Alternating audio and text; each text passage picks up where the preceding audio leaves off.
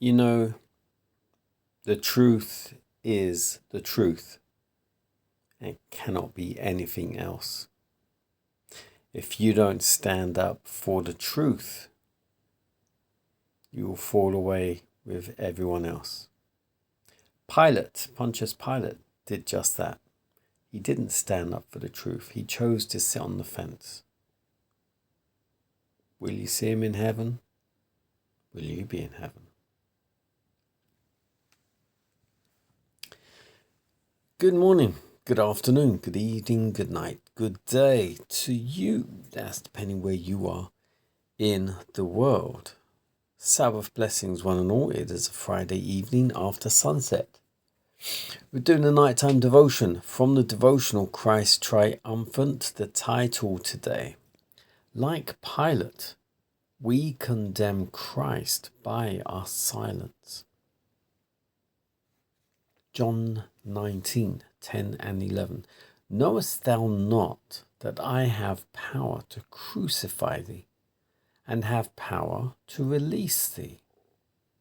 Jesus answered, Thou couldest have no power at all against me, except it were given thee from above.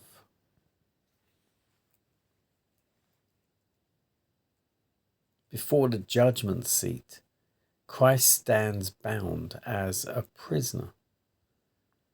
The judge looks upon him with suspicion and severity. The people are fast gathering, spectators on every side, as the charges against him are read. He says he is the King of the Jews. He refuses to pay tribute to Caesar. He makes himself equal with God. Pilate was convinced that no evidence of the guilt of Christ could be substantiated, notwithstanding the priests and rulers had declared that he had spoken blasphemy. But the Jews were under the inspiration of Satan, as was Cain and other murderers who have destroyed or determined to destroy life rather than save it. And they were the more fierce, saying, He stirreth up the people, teaching throughout all Jewry, beginning from Galilee to this place. Here Pilate thought he saw a chance how he might rid himself of the whole matter of the trial of Christ. He perceived clearly that the Jews had delivered Christ up from envy. As soon as he knew that Christ belonged unto Herod's jurisdiction, he sent him to Herod, who himself also was at Jerusalem at that time. This was the Herod whose hands were stained with the blood of John. And when Herod saw Jesus, he was exceeding glad, for he was desirous to see him of a long season, because he had heard many things of him, and he hoped to have seen some miracle done by him. The work and mission of Christ in this world was not to gratify the idle curiosity of princes, rulers, scribes, priests, or peasants. He came to heal the broken-hearted. Could Christ have spoken any word to heal the bruises of sin-sick souls, he would not have kept silent. But the precious gems of truth he had instructed his disciples were not to be cast before swine. And Christ's deportment and silence before Herod made his silence eloquent.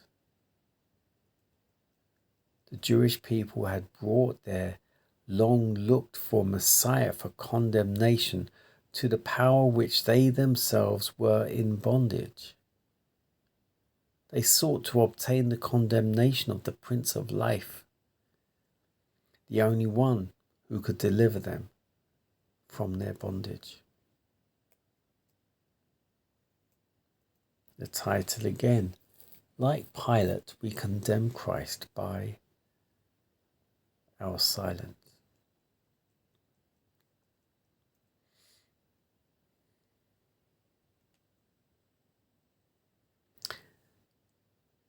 And it focused on Pilate.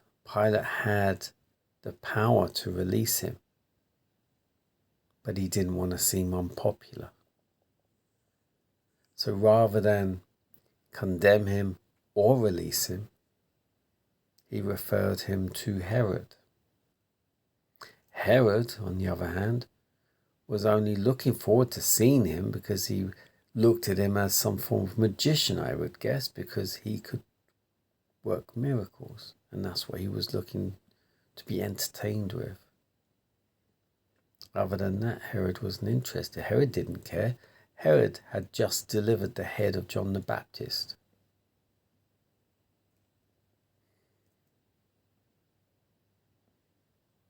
And the Jewish people, as was clearly said here, Pilate could see they were jealous and envious of Jesus. So that's why he washed his hands of it. Herod didn't much care either. And so they turned him over to the Jewish people, basically. What shall we do with this man? Crucify him.